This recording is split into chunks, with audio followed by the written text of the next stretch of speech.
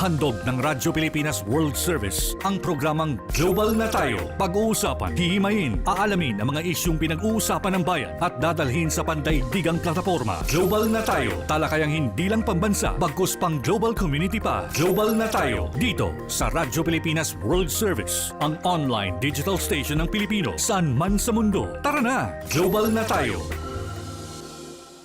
Muli po isang mapagpalang pagbati sa inyong lahat at welcome na naman po sa isa pang edisyon ng programang Global na Tayo. Ang programang Global na Tayo hatid po sa inyo ng himpilang Radyo Pilipinas World Service. Ang himpilang Radyo Pilipinas ay isa po sa mga himpilan sa ilalim ng Presidential Broadcast Service, Bureau of Broadcast Services sa patnugot ng, of course, Presidential Communications Office. Kasama pa rin po namin maglilingkod sa edisyong ito ng ating programa sa ating Master Control, of course, si Ms. Susan Aizon, sa Wirecast si Justin, and of course, sa ating pong live audio streaming si Stephanie, at the same time, ang ating pong executive producer, walang iba kundi si Miss Stephanie Vicente ngayong araw na ito ng Lunes, araw at oras dito sa Pilipinas. Kami po ay nasusubaybayan sa pamamagitan ng ating Facebook Broadcast Live. Sa inyo po mga Facebook browser, type lamang Radyo Pilipinas. Ngayon na rin po sa inyong YouTube channel. Meron po kami YouTube channel. I-access nyo naman po, hanapin nyo naman po sa inyong YouTube browser, Radyo Pilipinas World Service. And of course, sa iba't ibang panig ng mundo, yan po sa pamamagitan ng ating shortwave broadcast, ang ating international transmission. Sa tulong na rin po yan ng mga transmitters, shortwave transmitters ng Voice of America. And of course, sa ating real-time, on-time, live audio streaming. Ayan, yan po ang mga pamamaraan upang kami inyong masubaybayan at mapakinggan dito sa Pilipinas at maging sa iba't ibang panig ng mundo. So follow us please. Like and follow our Facebook page, Radyo Pilipinas World Service. Subscribe to our YouTube channel, Radyo Pilipinas World Service. At bantayan at subaybayan nyo kami sa aming mga shortwave broadcast sa English and Filipino platform. Alright, at marami po tayong pag-uusapan, mahalagang pag-uusapan natin, lalong-lalo na kung ang pag-uusapan po natin ay sa ating mga Filipino seafarers. Ayan, yung pong ating mga Pilipinong mandaragat. Dahil magandang balita po ito.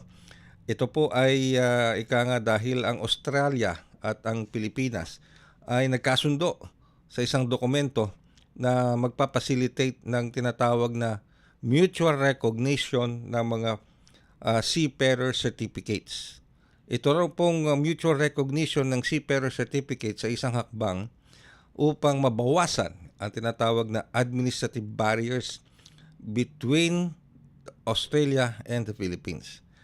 At ito pong Australian Ambassador to the Philippines, Mark Ines Brown, at Maritime Industry Authority o Marina Administrator Sonia Malaluan ay finalize na itong arrangement na ito sa isang signing of Memorandum of Understanding o MOU dito po sa Maynila, sa Manila City noong Biyernes.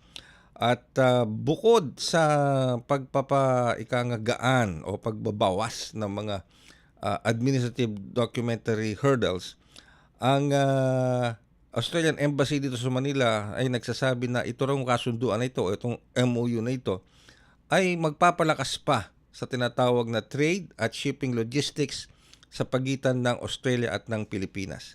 Dagdag pa ng Australian Ambassador na in-endorse na niya formally sa Philippine-led Manila Declaration on Seafarers' Human Rights, Safety and Well-being. Ito pong MOU na ito. At ayon nga po sa Australia, ang ito pong MOU na to nangangahulugan na mas magiging smoother ang trade at mas episyente ang tinatawag na maritime operation.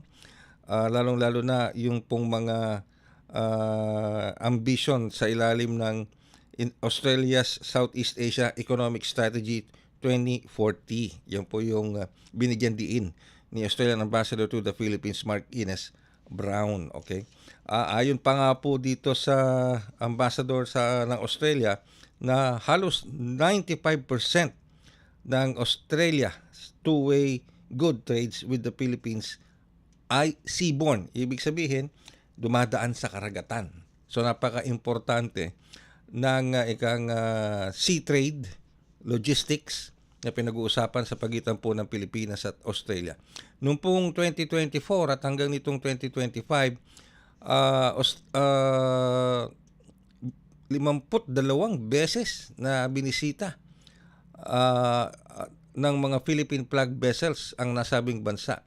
Ito raw ang pinakamataas sa loob ng 5 taon. Ayan, talaga naman. Samantala, sa parte naman ng Marina, sa parte ni Administrator Malaluan, sinabi niya na ang napirmahang kasunduan o MOU ay nagpapatibay lamang sa commitment ng Maynila o ng Pilipinas para ma-maintain itong tinatawag na robust at internationally compliant system of training, assessment, and certification para sa mga Filipino seafarers na consistent naman sa mga global maritime expectations. Ayan. So, mamaya po makakausap natin, kung tayo papalarin, makakausap po natin ang ating Marina, si Executive Director Samuel Batalla. Siya po yung may hawak ng Standards of Training, Certification, and Watchkeeping o yung STCW ng Marina. So antabayanan po natin yan sa pagbabalik ng ating programa makalipas lamang ang ilang paalala.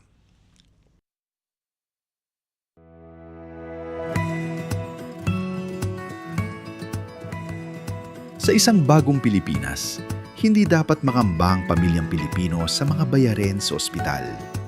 Kaya naman sa Zero Billing Policy, libre ang inyong paggamot sa lahat ng mga Department of Health hospitals. Mapa-inpatient, outpatient, o emergency services. Isama na rin ang mga mamahaling gamot, lab tests, therapy, at marami pang iba. Libre ang inyong paggamot. Ang pangangalaga sa kalusugan ng mamamayan ay ang ating pangunahing tungkulin dahil ang serbisyong medikal ay karapatan at hindi dagdag pasanin.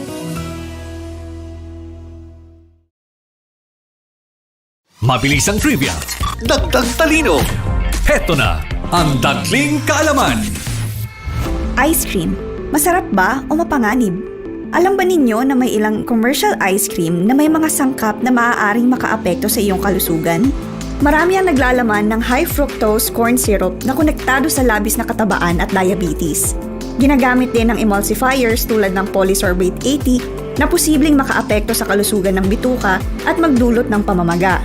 Ang mga artificial flavors, preservatives at food coloring gaya ng Red 40 at Yellow 5 ay maaaring magdulot ng allergy o hyperactivity lalo na sa mga bata. May ilang ice cream din na may titanium dioxide, isang pampaputi na ayon sa pag-aaral ay may kaugnayan sa cancer. Kaya sa susunod na bibili kayo ng ice cream, basahin ang label at piliin ang natural at ligtas para sa kalusugan ng inyong pamilya. Kaunting kaalaman na malaking dagdag talino. Abangan muli ang susunod na Dagling Kaalaman. Paano nga ba mag-register para magkaroon ng schedule sa Bagong Pilipinas Presidential Action Center? Narito ang mga dapat gawin. Gamit ang iyong mobile device, pumunta sa eGovPH app. Pwede itong i-download mula sa Apple App Store o sa Google Play Store. Gumawa ng account. Ilagay ang email address, valid mobile number, pagkatapos ay makakatanggap ka ng one-time code sa iyong email. Gamitin ang code sa eGov app para sa verification ng iyong account at ng mga impormasyong ibinigay. Congratulations! Meron ka ng eGovPH app account. Pwede mo na ma-access ang iba't ibang serbisyo ng gobyerno kabilang ang mga serbisyo sa Bagong Pilipinas Presidential Action Center. Kayo po ay patuloy na sumusubaybay sa ating programang Global na Tayo dito pa rin sa inyong himpilang Radyo Pilipinas World Service. At habang inaantabayan na natin ng Marina, meron tayong isang magandang balita dito. Pero ito po kasing balitang ito ay na-discuss na rin natin with the Philippine Embassy dyan po sa South Korea. Pero magandang balikan po natin muli ito. Dahil alam niyo po ba na napakaraming mga overseas Filipino workers sa South Korea ang tatanggap ng mas mataas na sweldo o bayad. Ano po, ngayong taon nito. Ito po ay matapos aprubahan ng bansa o ng South Korea itong minimum wage commission na ina-apply. 2.9% wage hike. 2.9% wage hike simula po nitong January 1. Okay? Sa isang news release na nilabas po ng Department of Migrant Workers, ito raw pong wage adjustment ay magbebenepisyo sa mahigit na 25,600 mga Pilipino Employment Permit System o EPS na kumikita ng minimum wage dito sa South Korea. Ayan. At batay po sa Ministry of Employment and Labor Notice number 2025-47, ito pong Republic of Korea ay tinaasan ng minimum hourly wage na 10,030 Korean won patungo sa 10,320 Korean won. Ulitin ko yung minimum wage tinaas ng 2.9% sa South Korea. Kasama po dyan yung ating mga kababayang Pilipino na nagtatrabaho doon bilang sa kanilang bansa. Ulitin ko from minimum wage na 10,030 Korean won ngayon January 1, ito nakalipas na January 1 hanggang sa tayo nag-uusap ngayon, ang kanilang minimum wage ngayon ay papalo na sa 10,320 Korean won. Okay? Ang sabi pa ho ng DMW na itong pagtaas sa sweldo sa minimum wage sa South Korea ay kahalintulad ng monthly wage na 2,156,880 Korean won o 86,000 pesos based dun sa kanilang monthly workload na 209 hours. Dinagdag pa ng DMW na ang wage hike ay sumasakop din sa lahat ng industriya kabilang ang mga Filipino workers sa manufacturing at caregiving sector kung saan binibigyan po ng tinatawag na equal treatment with local employees. Ang South Korea ay nagre-review ng kanilang minimum wage annually batay sa factors tulad ng cost of living, wage levels, labor productivity, income distribution, at industry type. Ina-align po nila kasi ito sa pangangailangan ng mga workers at ng business sector. So yung ating mga kababayan ng mga kapwa Pilipino na nagtatrabaho sa South Korea, dun sa mga sectors na nabanggit ko, yung pong minimum wage ninyo tinaas na. Ayun, ito pang January 1. Biruin nyo, from 10,030 Korean won, ang minimum wage na po ninyo daily, minimum wage is 10,320 na. Okay? So malaking tulong po yan para sa ating mga kababayan na nagtatrabaho sa bansang South Korea. Yan. Magbabalik pa rin po kami makalipas ang ilang paalala. Paliwanag mo sa tao na hindi totoo yan. Dahil ang totoo, yung totoo ang dapat ninyong malaman. Nagkalat sa internet ang fake news Ang o ginagawa mali ng at fake news, tinatakot niya yung tao. What they are doing is creating panic. We say no. Yung pagkalat ng fake news. And some of it's dangerous. Sana iwasan po natin pagsispread ng fake news. At di magpapakalat ng disinformation at misinformation ang kasulukuyang administrasyon. Stop telling us fake news because you're wrong. Para sa totoo at mapagkakatiwalaang mga balita at impormasyon, Radyo Pilipinas. Time to celebrate kulturang Pinoy. Tradisyon, musika, sining, literatura at iba pa. Anything and everything fun and Filipino. Ito ang Pinoy Kultura. Isa sa mga napakagandang alaala nung bata pa ako was visiting Luneta. Running around the well-manicured park, staring up at the Rizal Monument, wondering sino kaya siya? At bakit may memorial siya? Yung higanteng relo. Aba, I made sure to pull my parents so I could stare at the flora clock. I couldn't even read the time then pero tuwang-tuwa pa din ako. At eto ang mas nakakatuwa sa Luneta, we didn't really need money to enjoy the park. It was for free. namamasyal pa sa Luneta nang walang Yan ang Pinoy Kultura because our culture is cool. Alright, at sa putong ito, nasa linya na po natin ang komunikasyon ng ating Marina. Ating pong Executive Director ng Standards of Training, Certification and Watchkeeping o STCW. Walang iba kundi si Executive Director Samuel Batalla. Executive Director Batalla, magandang umaga po. Si Ray Sampang po ito. Welcome sa programang Global na Tayo. Yes, magandang umaga po sa Ray and sa iyong mga tagapakinig. Mhm. Mukhang may magandang balita po kayong may hahatid sa amin na ngayong araw na ito, Executive Director Batalla, dahil dito sa Memorandum of Understanding between the Philippines and Australia pagdating po dito sa mga tinatawag nating mga seafarer certificates. Can you tell us, Executive Director, paano nabuo itong MOU na to at gaano kahalaga itong MOU na to para sa ating Filipino seafarers? Yes, yung ating pong Memorandum of Understanding is isa po yan sa mga requirement na nakalagay sa STCW Convention. So alam niyo naman po yung STCW Convention, yan po yung international standards para sa certification, watchkeeping ng ating mga seafarers. Okay?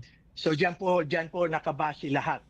Yan ang reference natin pagdating sa ating mga international seafarers. Now, yung Memorandum of Understanding ay napaka-importante po yan kasi requirements po yan para sa isang, for example, Australia, para makakuha sila ng seafarers sa atin, Filipino seafarers, kailangan meron tayong Memorandum of Understanding. Ibig sabihin, si Australia po ay naniniwala na fully compliant tayo sa mga requirements ng STCW Convention. Kaya po hire nila yung ating mga Filipino seafarers. So napaka-importante po yan. So how can this MOU help itong ating mga Filipino seafarers, both locally ba to or international seafarers? That's for international, sir. No? Currently meron na ho tayong Memorandum of Understanding with 67 countries. Okay? So ito pong 67 countries na ito, sila po yung mga i-employ, no? Nag-hire ng mga Filipino seafarers. So ibig sabihin, legal po, no? Na yung kanilang employment sa ating mga Filipino seafarers. So malaking bagay po, malaking oportunidad kasi for example, si Australia, meron tayong 782 Filipino seafarers sa barko nila. And they have more or less 700 Australian registered vessels. So with this Memorandum of Understanding, meron pong oportunidad na madagdagan yung Filipino seafarers sa mga barko ng Australia. Alright, question lamang po, Executive Director Batalla, kasi sabi dun sa report na itong MOU na to, itong agreement between the Australia and the Philippines, would facilitate the mutual recognition of seafarer certificates. Dati po ba hindi ganun ang sitwasyon? Gano'n naman po. Kasi ito namang itong MOU natin with Australia, parang ni-renew lang po natin. Kasi in 2002, meron na tayong MOU with them. Pero with the changes kasi po dito sa nangyari sa atin, kailangan natin i-update yung MOU. So with this updating po ng ating MOU, we also expect na may strengthen lalo yung ating collaboration, yung relationship with Australia, that would increase the employment of our Filipino seafarers. At medyo ang sabi pa dito, ang Australia pala ay formally in-endorse ang Philippine-led Manila Declaration on Seafarers' Human Rights, Safety and Well-being. Yes po. They supported po yon doon sa joint IMO-ILO conference, yung support nila sa Filipino seafarers. But of course, besides dito, Executive Director Batalla, dito sa mga seafarer certificates, ang laki rin pala ng trade between Australia and the Philippines. Lalo na yung mga pagdaong o pagbisita ron ng ating mga barko o ng mga seafarers natin. Kasi mula pala noong 2024 and 2025, 52 times na nakarating na ron yung ating mga Philippine flag vessels. Ito raw yung pinakamataas in the past 5 years. Yes po, yes po. So ito po, isa pa ho yan kung bakit importante yung mga MOU na yan. So ibig sabihin, yung barko natin na lahat ay Filipino seafarers, manned by Filipino seafarers kasi yung mga barko natin lahat, no? So ibig sabihin pag meron tayong MOU with them, they will not target our ships and our seafarers during sa port state control inspection. So malaking bagay po 'yun, malaking tulong din po talaga 'yun. Okay. Pero ano po yung kasi sabi dito ang I think the main gist nito is yung tinatawag na ma-reduce yung mga administrative barriers between the two countries. Yes, definitely po. Okay. Yeah, Ano po ba yung mga administrative barriers na nakaka-block o nagkokos ng hindrance at maaaring mabawasan sa pamamagitan nitong MOU na ito? Yeah, as nabanggit ko po kanina, with that memorandum of understanding, ang Australia po ay naniniwala na fully compliant tayo sa STCW Convention. Okay? So ang nangyayari po kasi niyan, pag sila nag-hire ng ating Filipino seafarers, nire-recognize nila yung Certificate of Competency and other certificates under STCW Convention na in-issue natin sa STCW sa ating mga seafarers. Okay? So with that, 'di ba? Kung wala tayong MOU, marami pa ho silang verification na gagawin. Okay? Although yung mga certificate naman na binibigay natin sa seaman natin ay verifiable na sa system natin. But still, medyo tatagal kasi the Australian administration, which is sobrang higpit ng mga yan, talagang magbe-verify pa ho sila sa ating mga system. So that would medyo it will delay the process of employment. So ito pong memorandum understanding, mas mapapabilis po nito yung proseso sa pag-recognize nila ng ating certificate at pag-issue nila ng recognition certificate. Pero this MOU and reduction nitong mga hindrances na to para maging mas smooth ang recognition ng mga seafarer certificates ng mga Pilipino is only between Australia and the Philippines. Hindi pa ho kasama yung ibang bansa dito.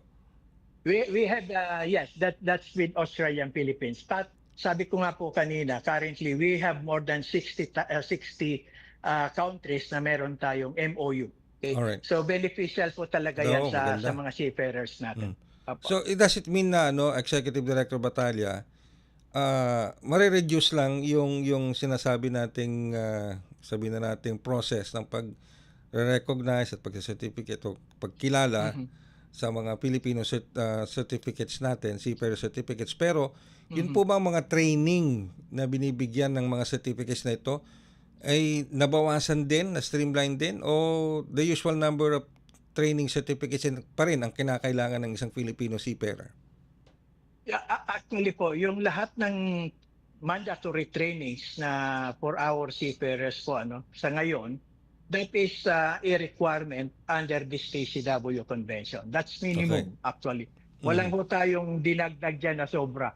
Minimum pa yun, requirement po ng STCW Convention yan. Kung meron man pong sobra dyan, that's a requirement na po ng administration, for example, ng Australia or ng shipping company.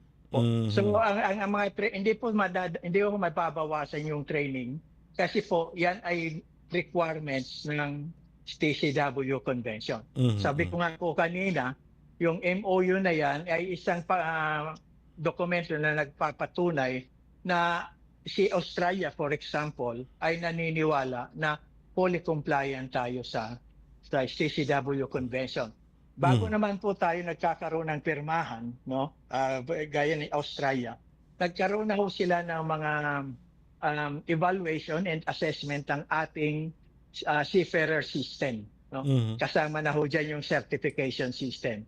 And base po dyan, kaya sila nakipag-pirmahan sa atin ng memorandum of understanding kasi nakita po nila na talagang in accordance, align sa STCW Convention ng ating mga requirements for our seafarers. So Alright. ibig sabihin po niyan, hindi tayo pwedeng mag-deviate sa requirements ng STCW Convention. Pero paano po matitiyak ng Marina na itong mga training, assessment at certification ng mga Filipino seafarers ay sumusunod sa international standards? Definitely po, ina-approve po ni Marina yan. We provide, nagpo-provide po ang Marina ng training standards at yun ho ngayon yung sinusunod ng mga training centers natin. At yung mga training centers po natin na yan, sinasubmit yung kanilang complaint sa Marina at ini-evaluate and ina-approve. Hindi lang ho siya yung tabletop evaluation or documentary review. After that po, we also conduct on-site inspection to check kung compliant and functional yung kanilang mga equipment. And pinaka-importante din po, they have this qualified and competent instructors and assessors. So with that po, lahat po yan ay base sa requirements ng STCW Convention.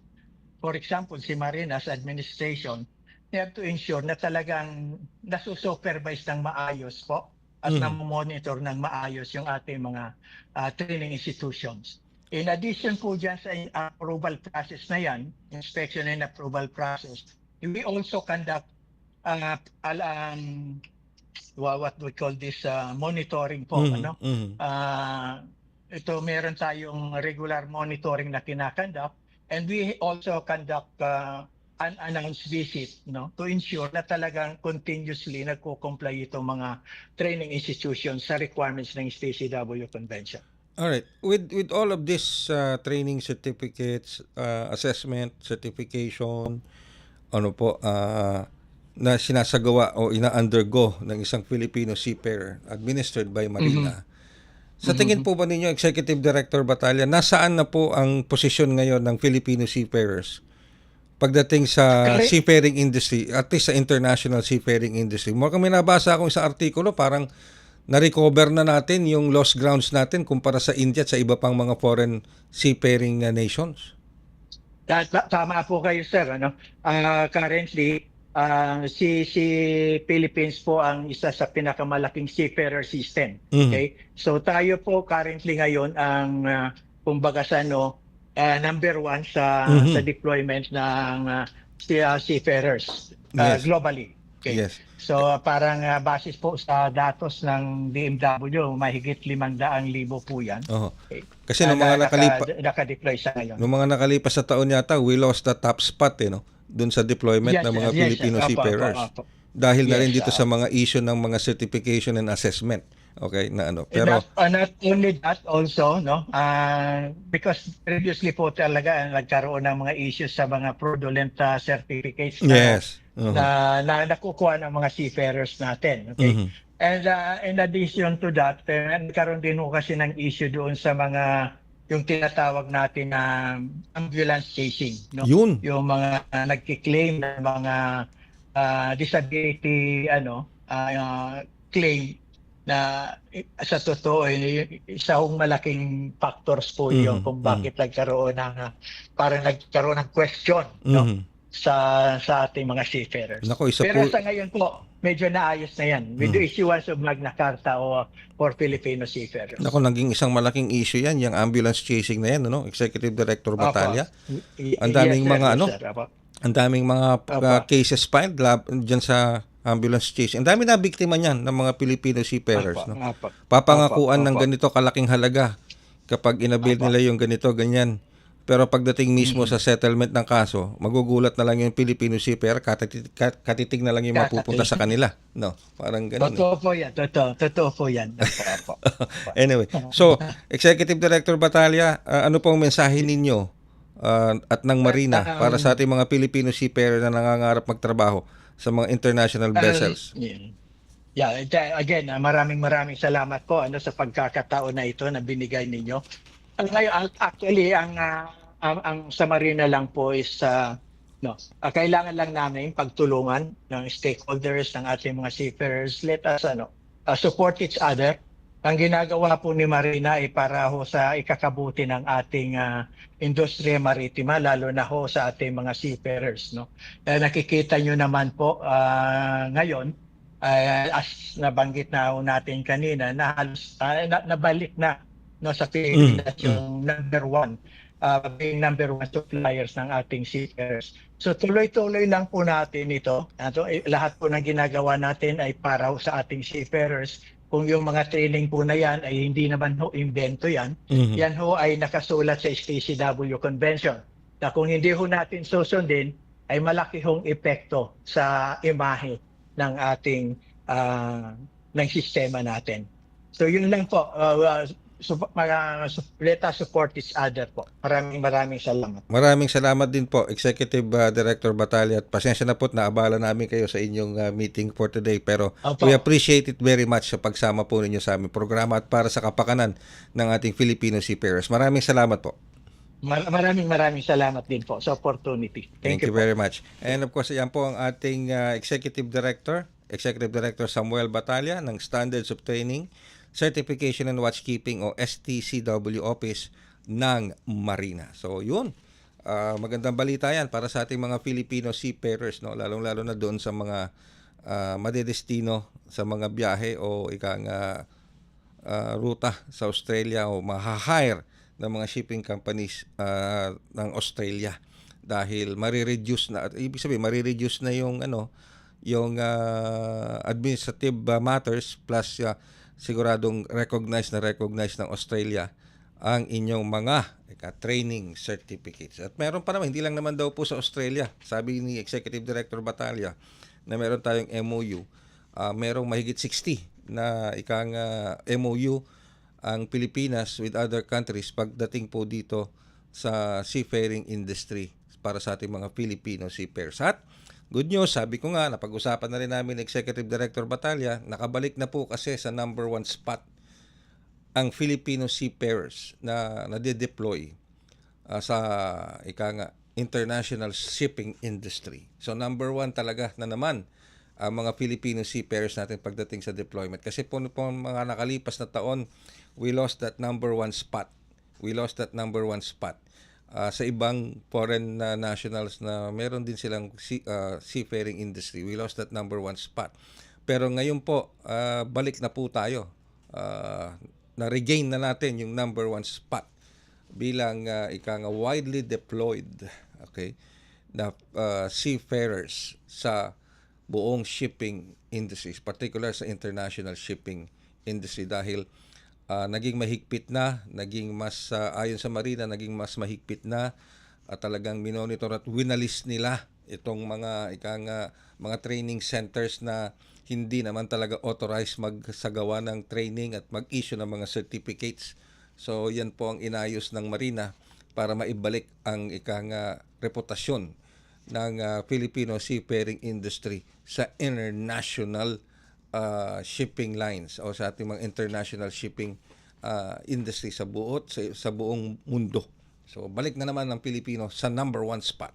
Okay? Congratulations. Anyway, diyan po nagtatapos ang ating programa. Nga pala, bago ako tuluyang magpaalam, inaanyayahan ko po kayo sa bukas makakapiling natin si Secretary Hans Leo Kakdak. Hopefully we will be able to have Secretary Hans Leo Kakdak, DMW. Tungkol po dito yan sa mga na-repatriate na mga kababayan natin mula sa Cambodia.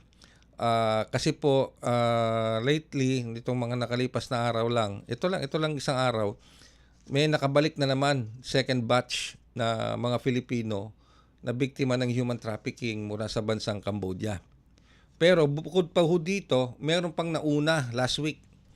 Close to 200 na mga kababayan nating Filipino na biktima rin ng human trafficking ang napauwi ng DMW, ng Department of Foreign Affairs, ng ating Philippine Embassy at ng iba pang mga government agencies.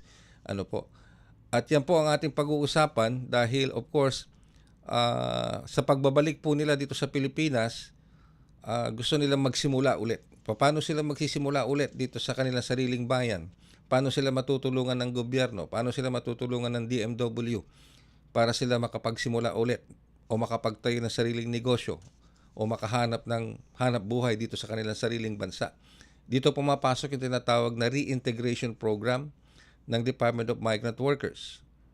Ito po ay isang whole of government approach. Hindi lamang po DMW ang concern dito, maging ang DSWD nagsabi na po ng kanilang willingness na tumulong para ma-reintegrate itong mga kapwa nating Pilipino na nabiktima ng human trafficking sa bansang Cambodia. Alright? So ang tabayanan po niya, alamin natin yan. Sigurado dyan, meron na namang mga action fund dyan. Alam ko, maraming mga nag-aantabay ng action fund. Marami pong nagtatanong sa amin tungkol dito sa action fund. Pero ito lang pong masasabi ko, lahat po ng mga issue ng action fund na pinapadala po nyo sa amin, nire-refer po namin sa kanila. At meron na kaming mga nasagot na 1, 2 o 3 na request tungkol ng action fund. Pero sa ngayon po, medyo talagang humahanap pa kami ng pagkakataon na makausap silang muli. And hopefully by tomorrow baka maidulog po namin muli ito sa kanila, yung action fund. Pero rest assured, we are aware dun po sa inyo pong mga pinapadala sa amin na mga request. Alright? And we are doing our very best para po bilang isang bilang isang public service, ginagawa po namin lahat ng aming makakaya upang maidulog ito at mabigyan ng aksyon ng DMW. Ay, maraming salamat po sa inyong pagsubaybay dito sa isa pang edisyon ng programang Global na Tayo. Kita-kita po tayo at magkarinigan muli bukas sa isa pang edisyon ng Global na Tayo. Handog ng Radyo Pilipinas World Service ang programang Global na Tayo. Pag-uusapan, hihimayin, aalamin ang mga isyung pinag-uusapan ng bayan at dadalhin sa pandaigdigang plataforma. Global na Tayo, talakayang hindi lang pambansa, bagkus pang global community pa. Global na Tayo, dito sa Radyo Pilipinas World Service, ang online digital station ng Pilipino saan man sa mundo. Tara na, Global na Tayo.